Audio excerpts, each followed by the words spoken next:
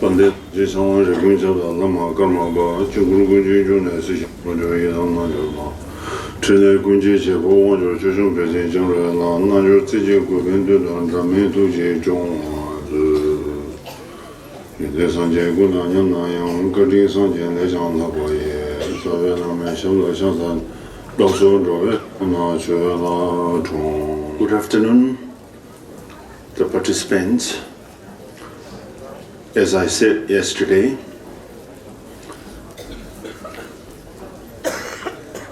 evening, the last session will be a session for the teaching in English, so I'm going to start now.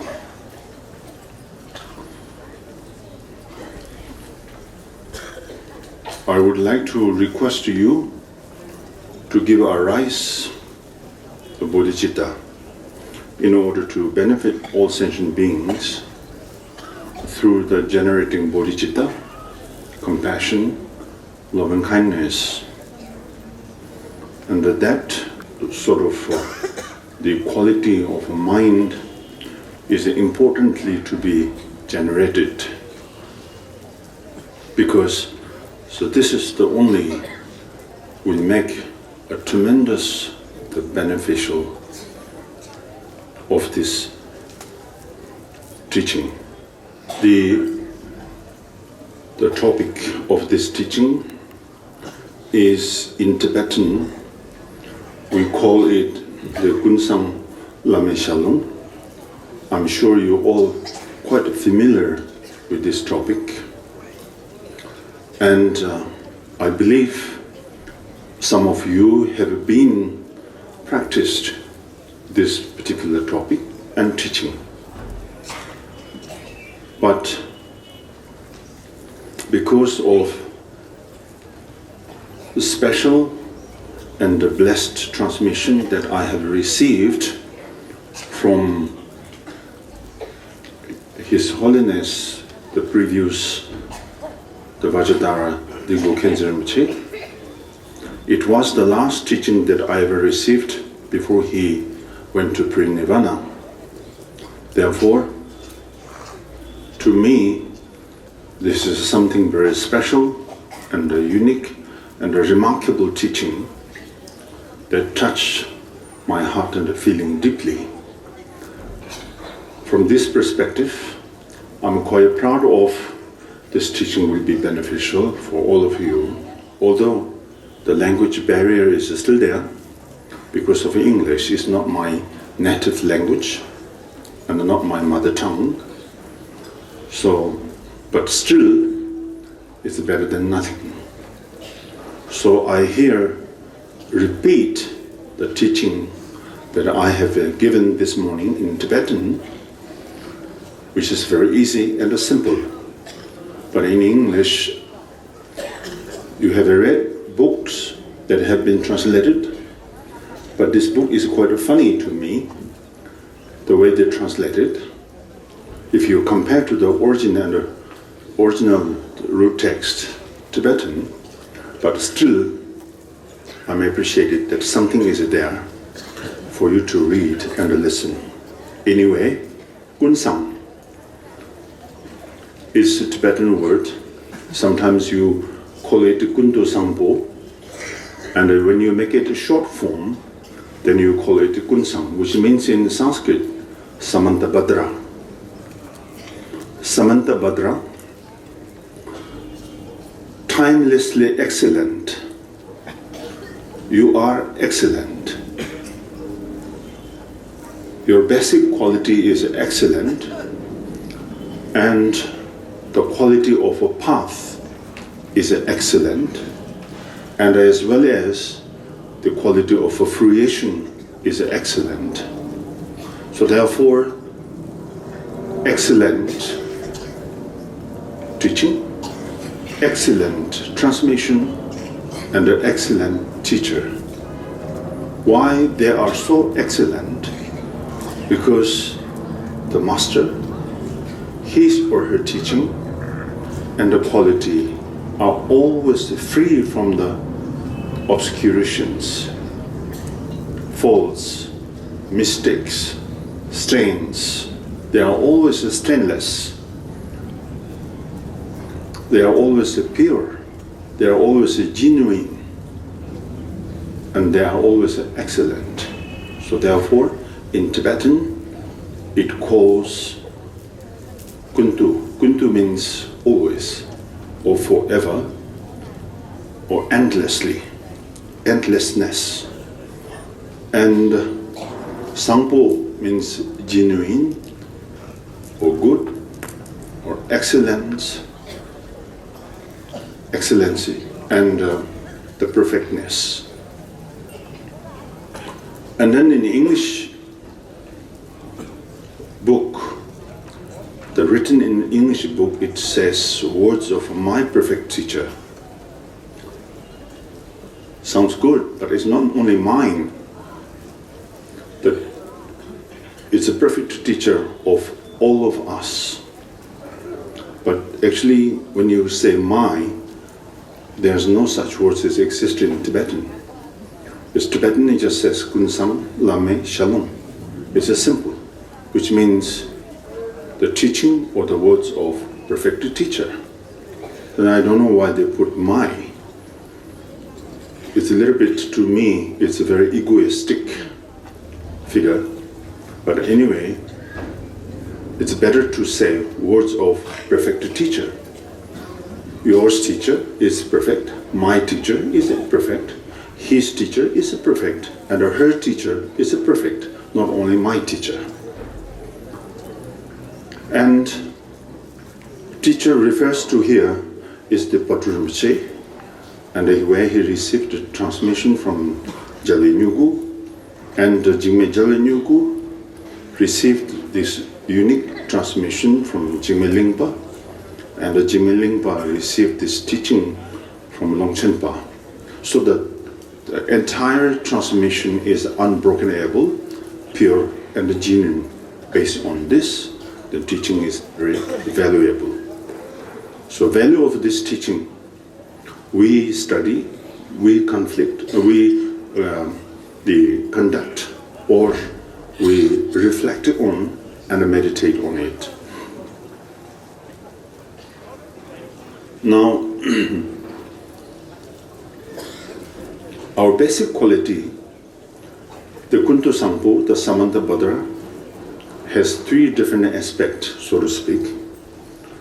Number one is the basic quality, and then number two, the quality of a path, and then number three, the quality of a fruition or the result. When we talk about the basic quality of a Buddha nature or Samandabhadra, it's rather simple that you can understand, which means all sentient beings innately or initially or innately, all sentient beings are Buddha. So, the quality-wise, no differences between sentient beings and a Buddha. But the only you can differentiate between is the one that has enlightened, which means they have been practiced well and completed their training and reached the omniscient state of Buddhahood. And this particular person you call as a Buddha.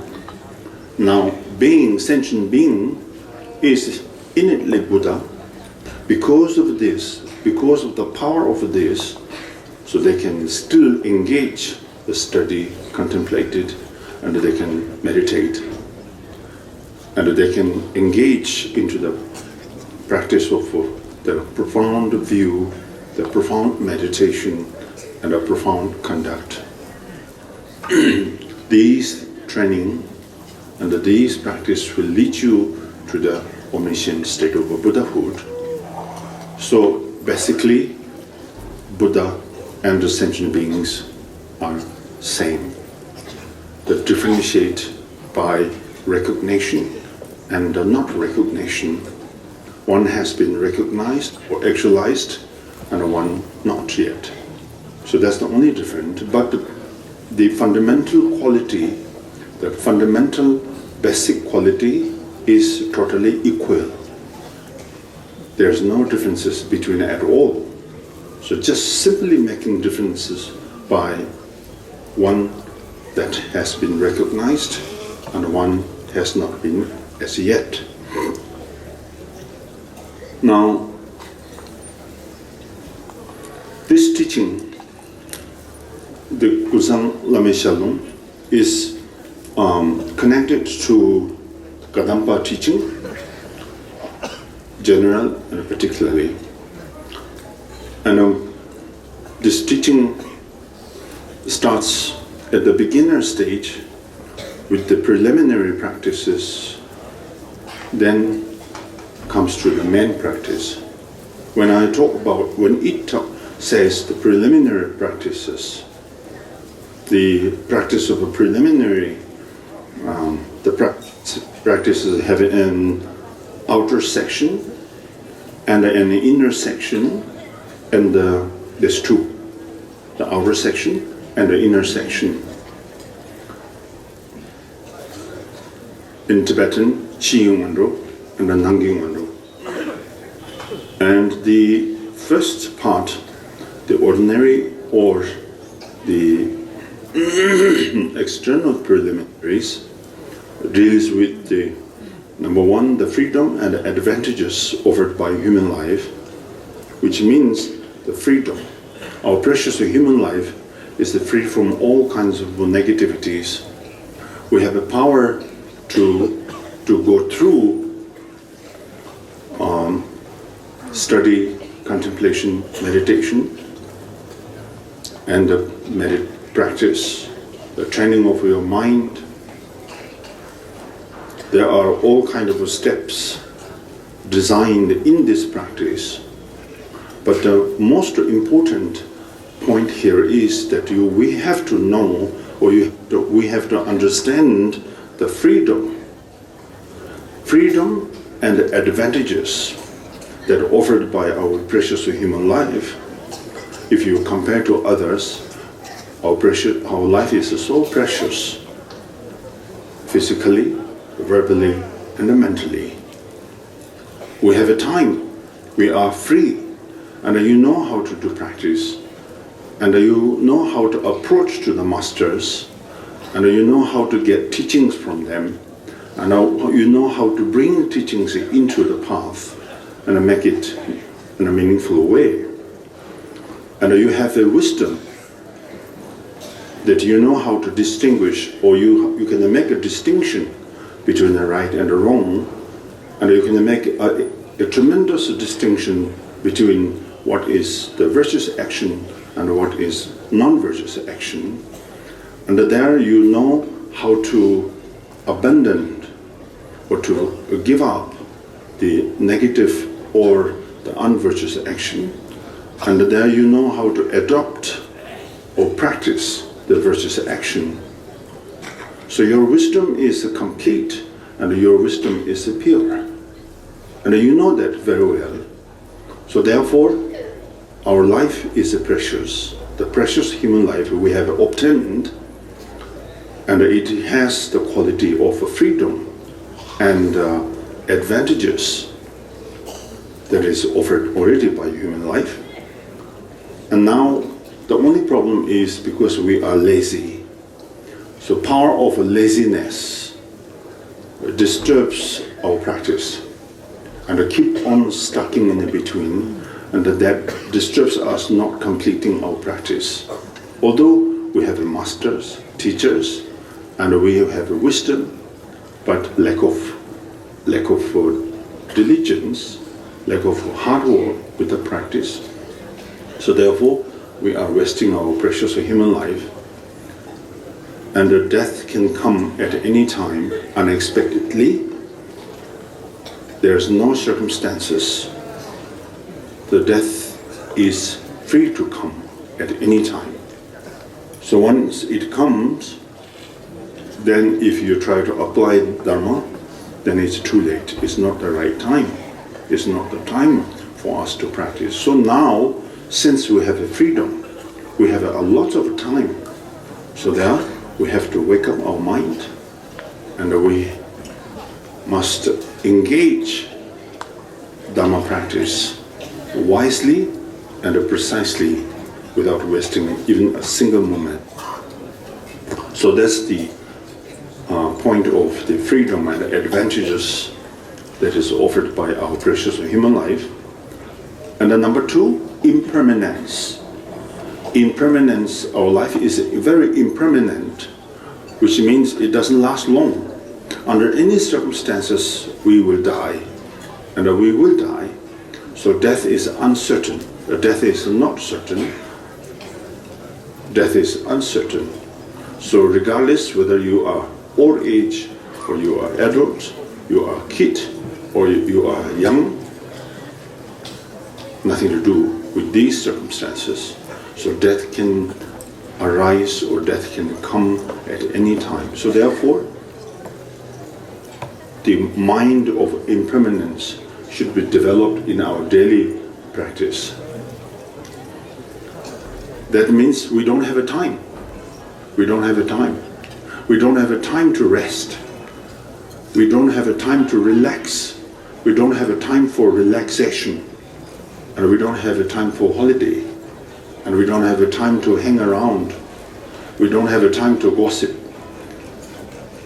We don't have a time to spread the gossips and the rumors. Don't be busy for stupid things, and be busy with your practice, and be wise, be contentment, and be determined with your practice. When you look at the life story of great masters in the past, so that is simply you read the life story of great masters is essential teaching, and you can pick up what is teaching. And just simply reading their life story, or simply thinking of or reflecting their life story, so it gives us such a tremendous power of enhancing or strengthening our diligence and hard work towards the Dharma practice. So therefore, the second, the external preliminary, is dealing with impermanence. We have to deal with the state of impermanence, so which means our life is impermanent. You cannot rely on our good health. You cannot rely on our wealth. You cannot rely on our property. You cannot rely on our reputation. And you cannot rely on any sorts of things. They are not the matter. They are not the factor to make you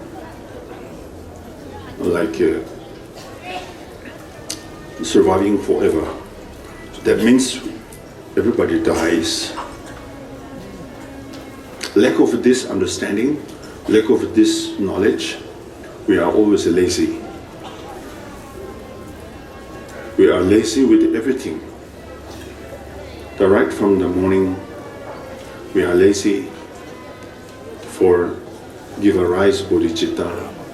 We are lazy, give a rise the refuge prayers, and we are lazy to give a rise the meditation of loving kindness and compassion, and we are lazy with study, and we are lazy with the practice, everything. But we do have a time for negativities. We have a lot of time for give arise anger. We have a lot of time to give arise our negative emotions. We have a lot of time to give arise all kinds of affliction, confusion, aggression. So the negative parts we don't mind, but the good parts, practice, study, give arise compassion, loving kindness, we are hesitate, and reluctantly we are applying Buddha Dharma. So that means we have no joy. There is no joy to be practiced. There is no joy to be meditated. There is no joy to sacrifice our life for the Dharma practice in order to benefit sentient beings. So therefore, the good parts is lacking, but then the bad parts is increasing. So we sort of enjoy the negative parts.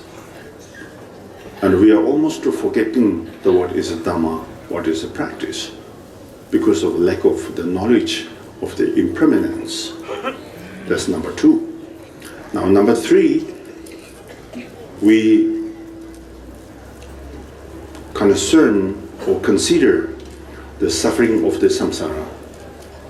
This is also lacking. From the moment of birth,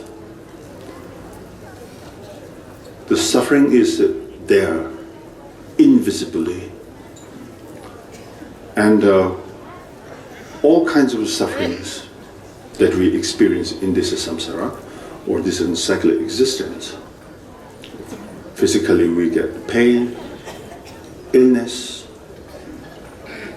sickness, mentally disturbances, and we live in the society of chaos and a very chaotic situation.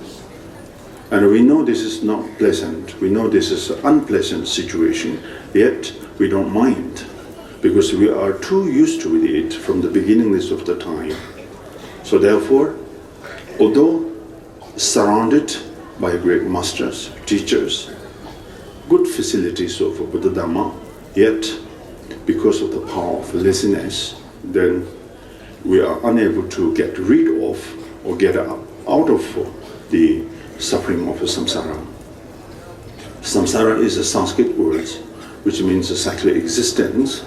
So there are all kinds of sufferings from the gross level to the subtlest level. And we have to think of this samsara, we have to think of the suffering of the samsara.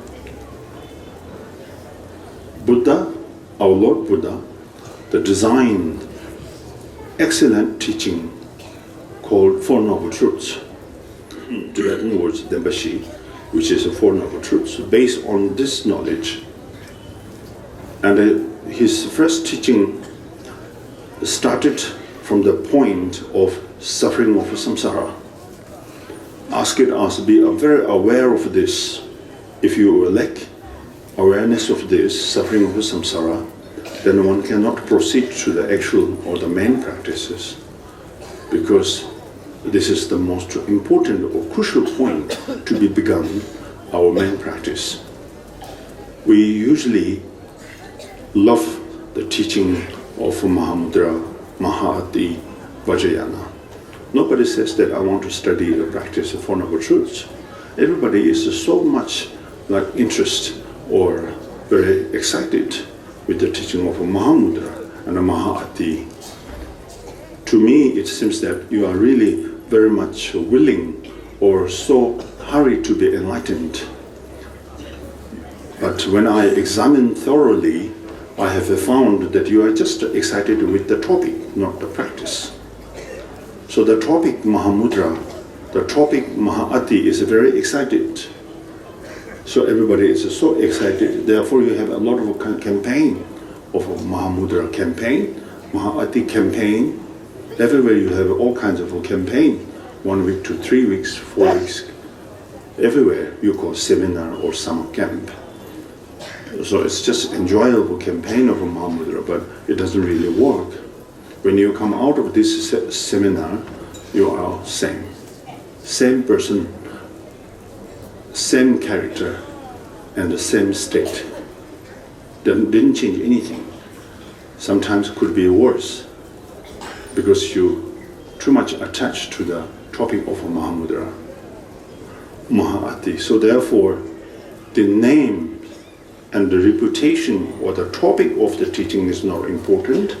And the most important thing is the actual practice, to bring those teachings within, to bring those teachings in the path, on the path, in the heart, deeply and seriously. So that would be much more helpful than just enjoying with the topics. I would like to make this announcement. While you are listening the teaching, you can still recite the mantra silently, so it won't be conflict to each other.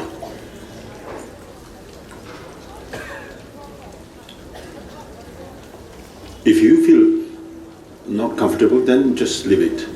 Don't force yourself. Now, okay, now I'm going to continue while you enjoy the tea and the bread. Number 4, Sanskrit word is karma. The principle of cause and effect. This is our principle. Karma and the effect. Karma in Tibetan words is called le. In English, you simply say that cause and effect. So that applies to all our actions. So the good karma, the bad karma.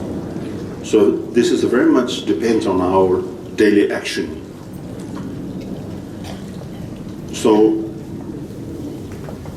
good action or good karma, then we engage our body, speech, mind into the Dharma. Dharma is a Sanskrit term, but simply means making change. Because Dharma, when you apply Dharma, then you can experience the changeness. You can feel or you can experience the change in our daily life. Change in the sense, the change from the good, bad to the good.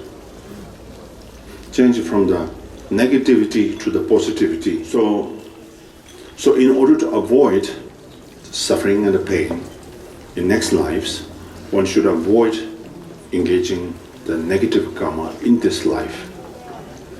Negative karma has 2 aspects. One is the gross level, the another one is the subtle level.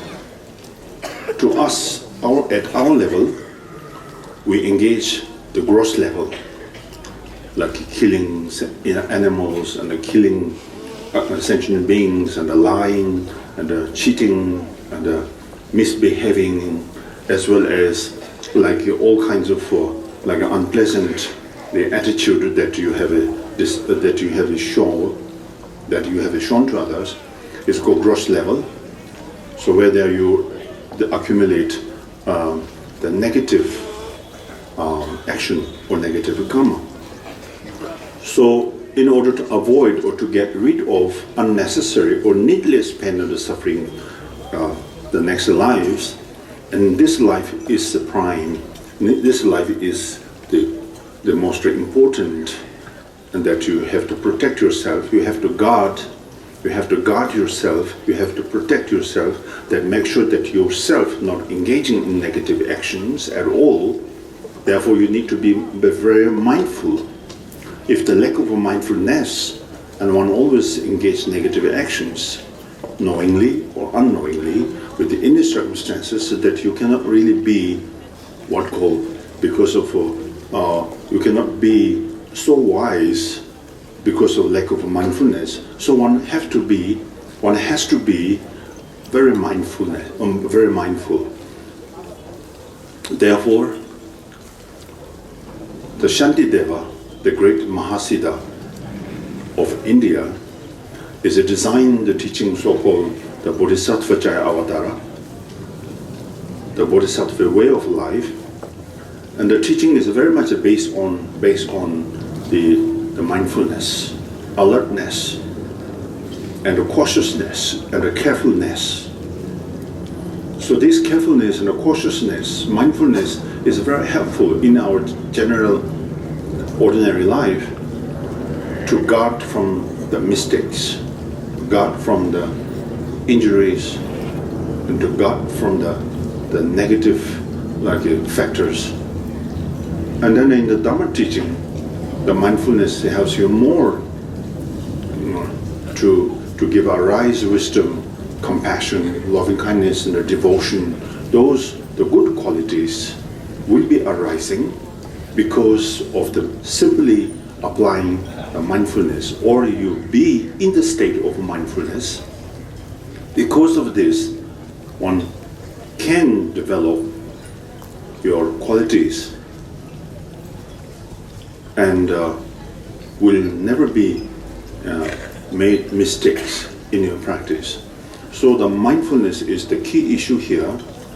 If you really wish, or if you really will to be guarded or protected from the negativities, So therefore mindfulness is needed to avoid negative karma or negative action.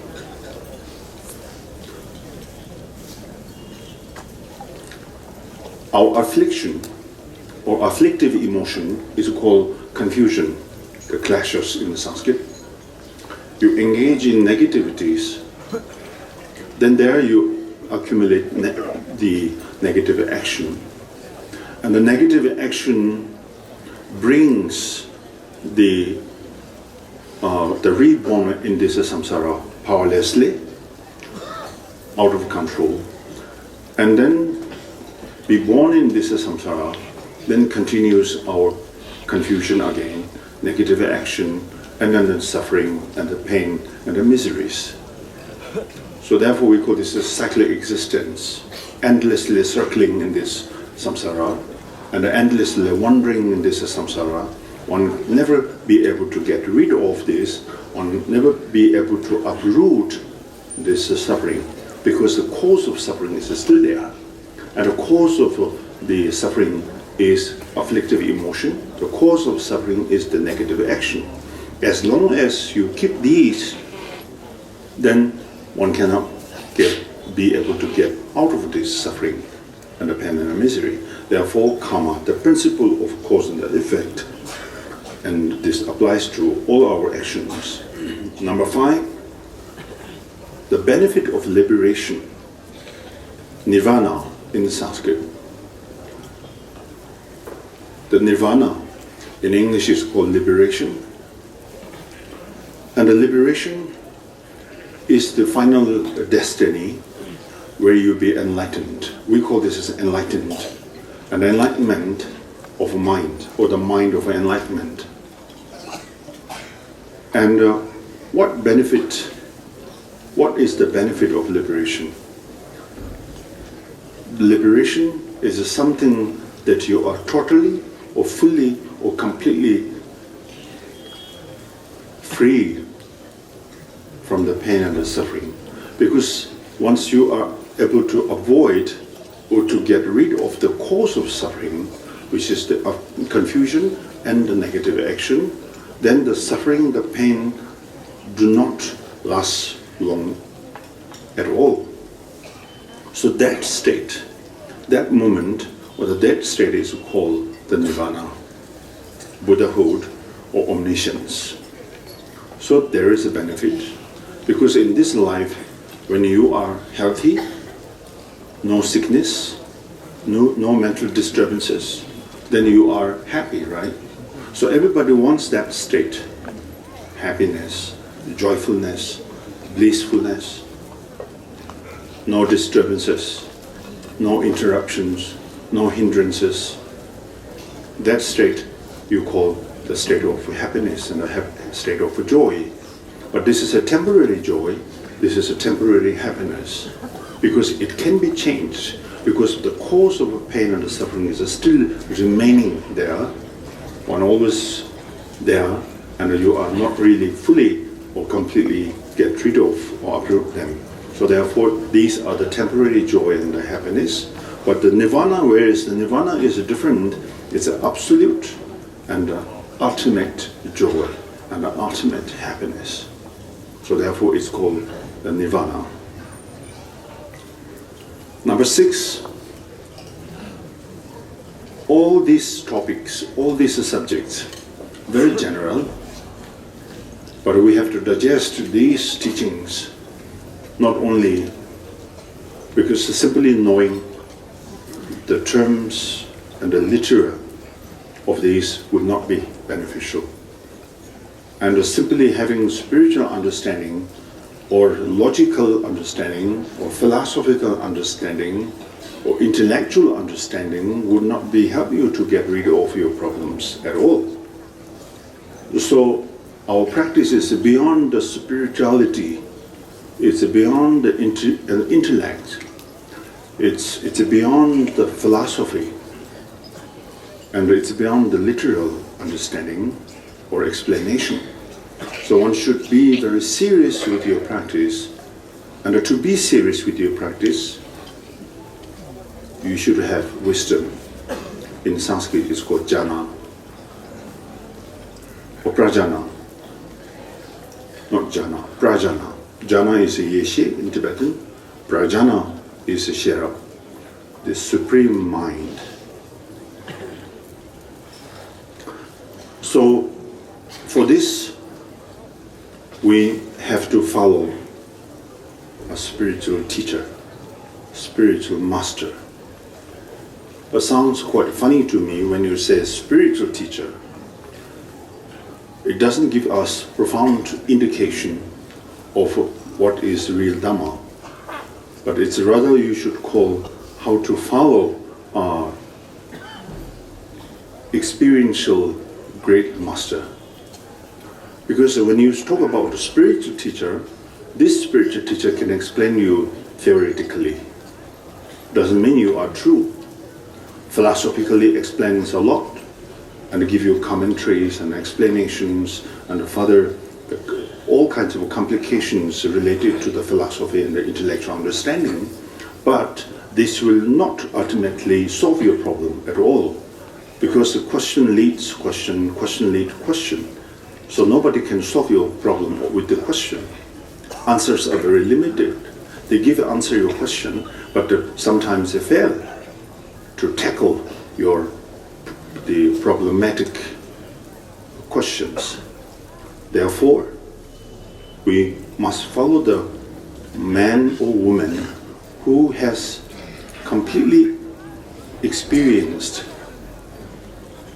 their practice, meditation, whatsoever. So these elements are the fundamental for the proper understanding of the Buddhist values. But these are very general proper understanding, because these are not really that profound. These needs, whether you are Buddhist or non-Buddhist, really doesn't matter, because everybody needs this understanding. This is a very basic understanding, basic knowledge, which helps you to get rid of unnecessary or needless pain and suffering. So therefore, this is very general. This does not display the serious, the understanding of Buddhist values. So, do you ever consider the difficulty of finding the freedom and the advantages? We know this is very difficult, but you don't know the difficulty of finding the freedom and the advantages. So, for this, we need a proper guide and a guideline. So, it's preceded by an explanation of a proper way to listen to any master's instruction. So when you say instruction, it's someone give you a direction.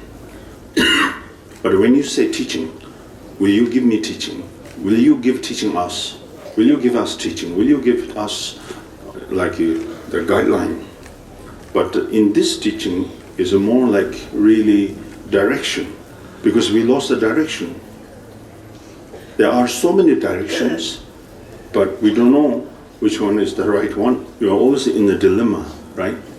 Because you get all kinds of information saying this direction is good, that direction is good, that guideline is good, that teaching is good, that instruction is good. But the lack of wisdom, you are failed to select the correct one. So therefore, we are homogeneously responsible to approach to the right direction or the wrong direction. There's our own responsibility, not the masters, not the teachers. Even Buddha has designed all kinds of teachings according to our capacity.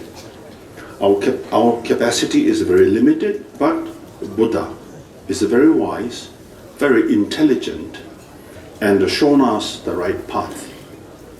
And the teachings go along with our own capacity and the capabilities, because all sentient beings have different capabilities, so the teachings are designed on that basis. So therefore, the instruction is needed. So this has two aspects. When I talk about not me, this teaching talks the difficulty of finding the freedom and the advantages. So this has two aspects. One, the right attitude. In Tibetan, there are two, Kunsang and Kunju. Kunsang is the right motivation, right motivation. Kunju is the right attitude. So the motivation and attitude. So number one important starting point is the right attitude. The right attitude combines the vast attitude of bodhicitta, because we consider as a Mahayana practitioner, right? So everybody says that I'm Tepa Chenpo, which means the highest vehicle, and I'm Mahayana, I'm Mahayanist, and this and that. So when you talk about Mahayana, Mahayana is very much based on the attitude. So attitude that always be free from the selfishness, because we are selfish. Everybody is selfish. When you do meditation, I'm sure the purpose is for yourself, saying that, oh, I'm suffering, I want to get rid of the samsaric pain, I want to get enlightenment, I want to be enlightened, so therefore I'm practicing, I'm doing meditation. Very seldom you ever thought or consider for other sentient beings. Maybe a few, but not really at large. So therefore, our capacity is very limited. So once your capacity is limited, your practice will be limited. So this limitlessness, the limited capacity leads you to the limited destiny. So all this problems come one after another. So therefore, change our attitude and motivation is prime responsibility for us. So therefore, it says the right motivation and the right conduct is needed to be performed. Now, with the vast, it says that Dachewa, Tibetan, which means vast attitude, which means not narrow attitude, not congested attitude. We have to be free from the congested. We have to be free from the narrow, and we have to be from the limited. Have to be vast, which means the limitless, and the measurelessness, the limitlessness. So that means you are expanding the power of your mind of enlightenment, which means you are considering sentient beings' benefit only. You are totally forgotten, or you are totally ignored your own benefit. So regardless, you are in the samsara with the full of miseries and the suffering, you don't care. But your care is only for benefiting sentient beings. You are thinking for sentient beings, and you are considering for benefiting of sentient beings. You are concerned for others' well-being. So that is we call the mind of Mahayana, or the proper attitude. So that is we call the vast attitude, and the vast skill means of when you enhance your practice, then we call this as a Vajrayana practice.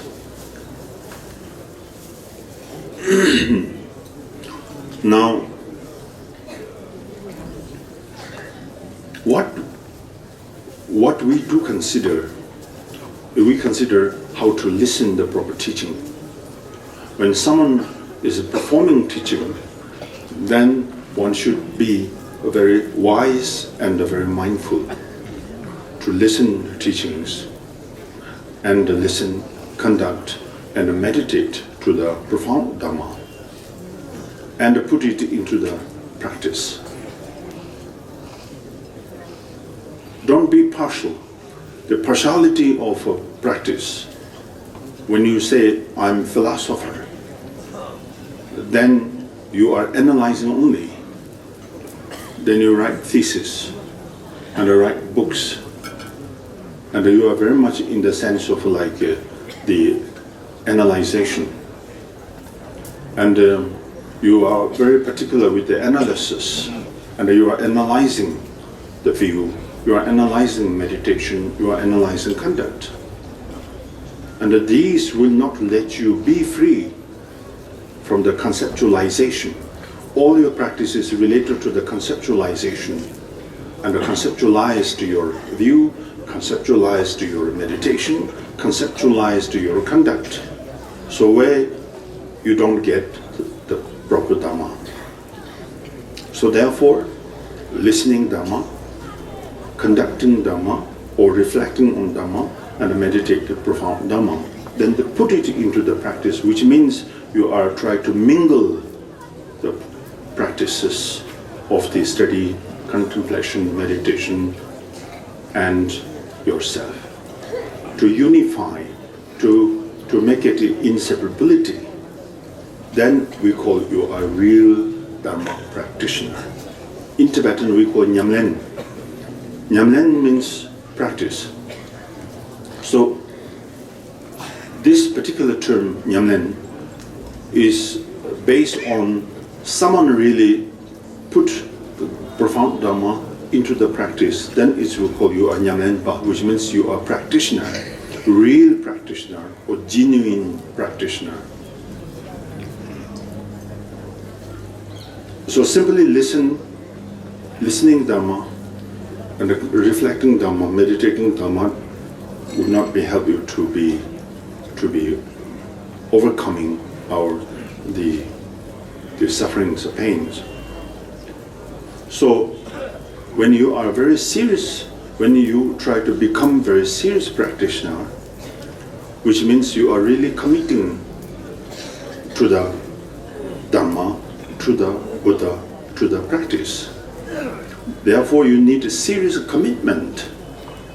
You have to be committing. You have to be committed, and you have to be with the commitment. So commitment reminds you mindfulness. Commitments remind you the carefulness. The commitments remind you mindfulness. So therefore, each and every practice we have a commitment. Even a very simple daily sadhana practice, there is a commitment. So all teachings, all sadhanas, all ritual practice, you can find a commitment there. So no such text or the ritual practice can be found without a commitment. So commitment is nothing special. It's very common, very basic, that one should follow the rules and regulation. That the rules and the regulation is not designed by a human being. It's designed by practice itself. It's designed by wisdom. It's designed by knowledge. So therefore, the committing to the Buddha, committing to the Dhamma, committing to the practice. So then only you can lead all beings who are tormented by miseries of the 6 realms of existence. Otherwise, you are simply saying that I'm going to benefit sentient beings or I'm going to help sentient beings. You can't help them at all because your capacity is limited. In order to help limitless sentient beings, then your capacity should be limitless. And your capacity should be measureless. And you should have a powerful capacity and a capability to benefit limitless sentient beings. So therefore, our concern is the power of the limitlessness of quality. So that quality can be found or can be discovered by simply applying serious Dhamma practice. And it is important to have this attitude each time you listen to teaching, each time you participate to teaching, each time you participate to puja, each time you participate the ceremony of a dharma or teaching whatsoever. But it's important, of course it's important And the practice is important, but the way you listen to the Dhamma is important, but even more important is the motivation with which you listen to it. Most importantly. So therefore, whenever we do something, the virtuous action, whether of a major or minor, importance is indispensable to enhance it, the three supreme methods. Why you keep attending teaching? Why you keep participating teachings? Because you participate teachings here for 1 day or 2 days, but then you feel tired. Then if you hear or someone is giving teaching somewhere else, then you will ask the question, what is the topic? So if you do find the same topic that you are receiving here, then you feel bored because you believe this teaching is not going to benefit me. Then you jump to the next. Maybe cutting through the chat practice, you are very excited because of the big Dhammaru and the Kangling, right? And the chanting with the beautiful melodies. Do you think this is very touching or moving or something inspiration you get? But if you don't change your basic attitude, no matter where you go, you are always the same. And you face the same problem. And then your Dharma tour from south to the west and from north to the east. So every campaign of teaching you participate, but you get nothingness. Because you are unable to change basically your attitude. You are always the same. Your expectation is there. Your hope is still there. And your unstable attitude is still there. So having Dhamma teaching, simply having Dhamma teaching, simply having the profound teaching would not be helpful for you to change. So from this perspective, what you can understand is that one should really go into practice, into the Dharma, seriously, solidly, and strictly. From there, then you can enhancing the power of your knowledge. We concern only the number of teaching, right? You participate that teaching, this teaching, that, the ceremony, but you never concern about your practice itself. And if you meet up great masters, then you count the number of great masters, saying that, oh, I have met up that great master, I have met up that great master. And then you believe that simply getting close to the great master would be change or would be beneficial. But according to the Dhamma, it's not true, because the Buddha says, you cannot simply follow my tradition unless you really put my words into the practice. If you really put my words into the practice, then you are only become my student and my follower. Until that, you are not at all. But this degeneration time, we are very excited with the topic. We are very excited with the name and the reputation of the masters. And we don't care the quality of the masters at all. And you are considered only the number of teaching that you have participated. But you never consider or concern how to apply these teachings into the path, within the practice. So therefore, you are unable to change your characteristic. And you are always same. You are always in the same state of mind.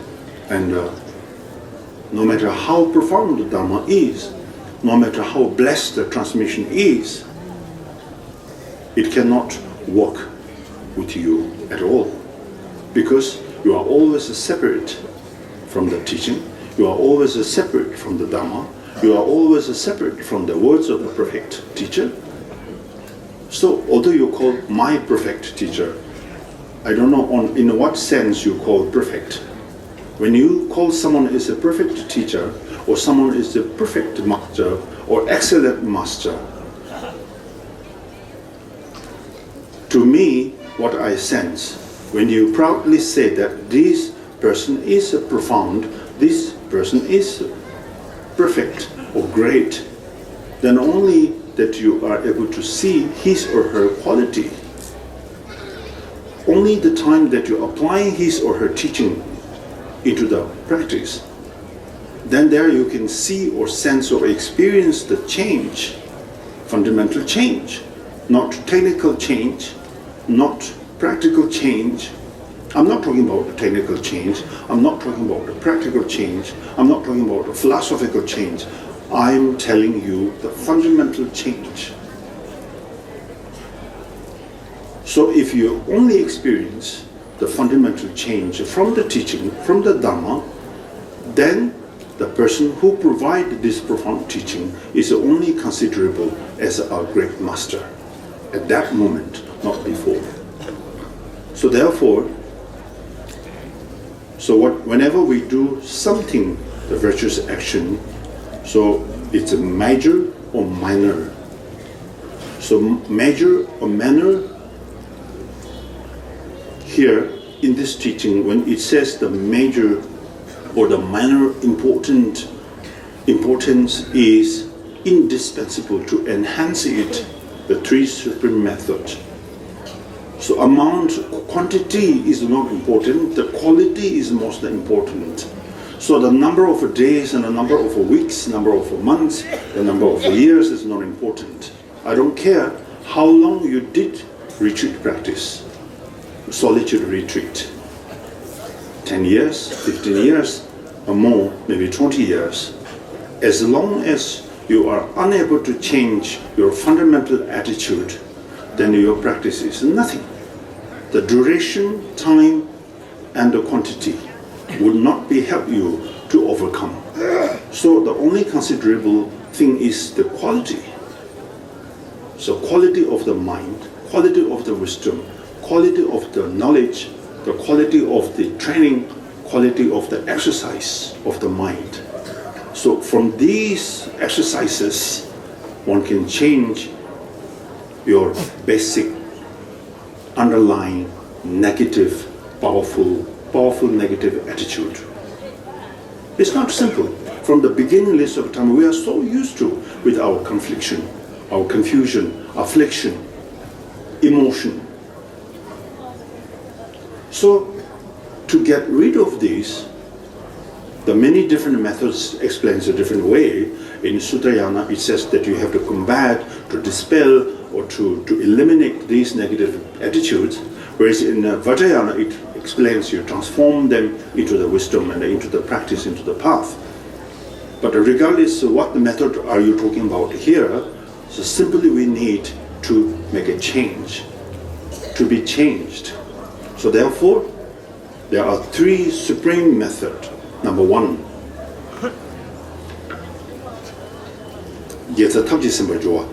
the number one is give arise bodhicitta.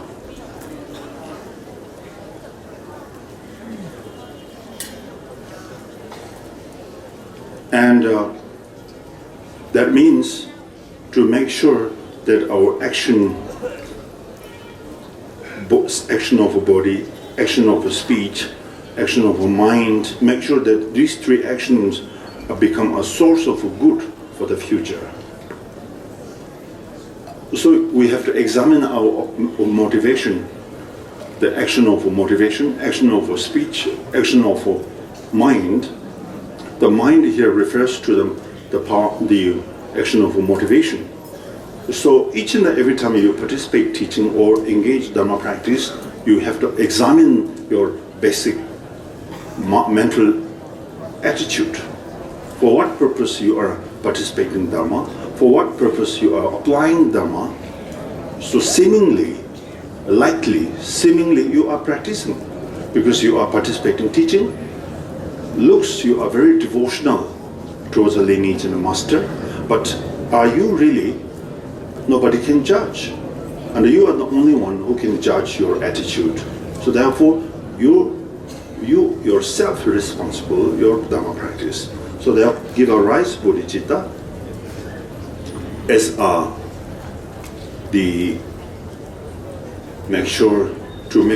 making your practice the meaningful and make your good action of a body, speech, mind become a source of good for the future. That is number one.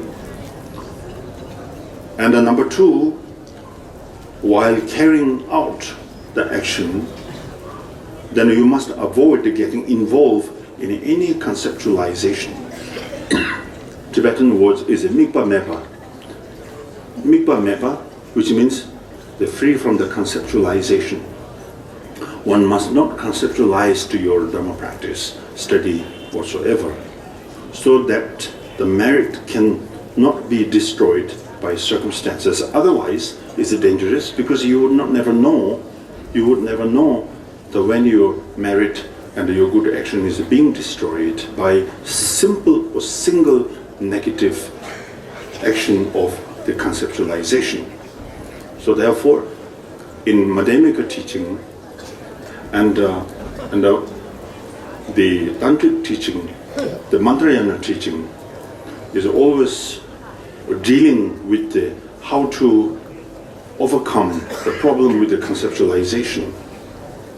Our view should be free from the conceptualization as well as conduct a meditation without overcoming or without dispelling or without dealing with the conceptualization. One cannot really be able to cross the problems and the difficulties.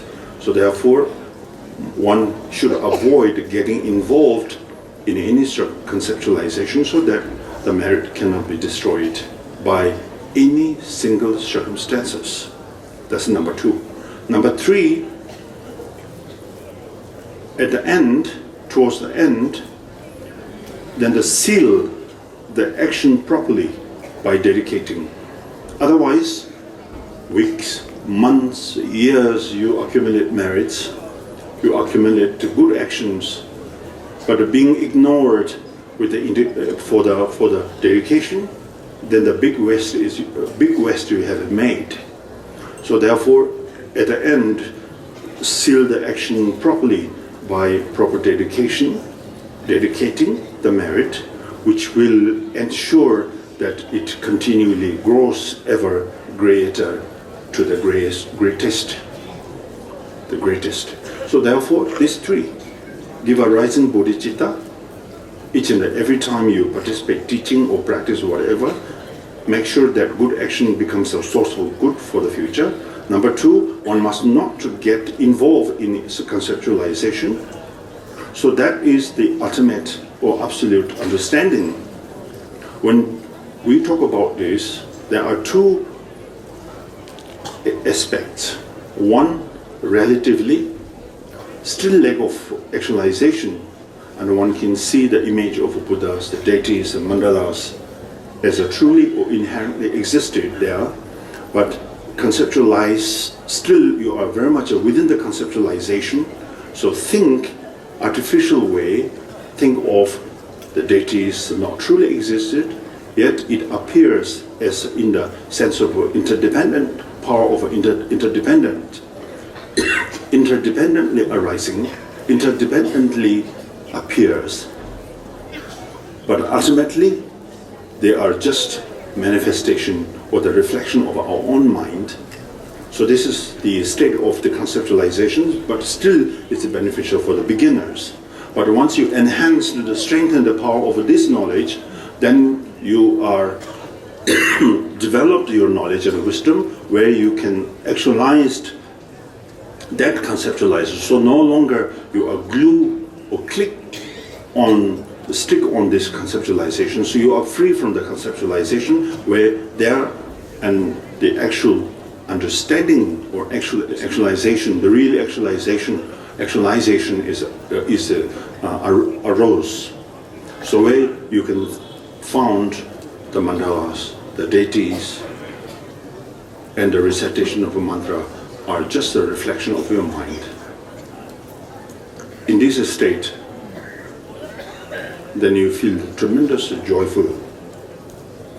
So that's sort of, so there are steps, there are ways to approach to the higher level, from this current level.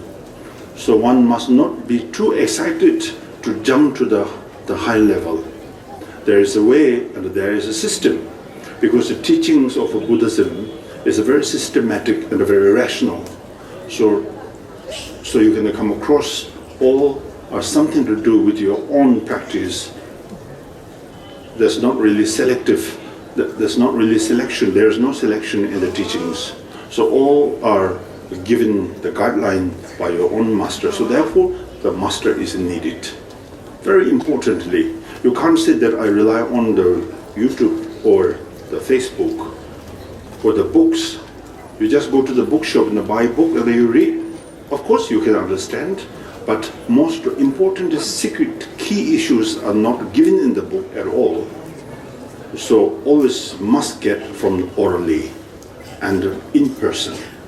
So therefore these three, bodhicitta, and free from the conceptualization relatively, and then ultimately, and towards the end, then consider the dedication is very important. Therefore, action proper, seal the action properly by dedicating the merit. So that will ensure that it continually then grows the power of your practice. So that's all I have taught this morning, I think, but I have a summarize here, because you understand that this morning I talk more than now, right? You feel maybe this is unfair, but because of the time concern, so I can't do that. But I'm sure I did not miss the essential points. So therefore you can trust. You don't need to trust me, but you can trust my words here. So the short or long is under circumstances. I cannot make sure, because I'm also a very limited person. Thank you for your understanding.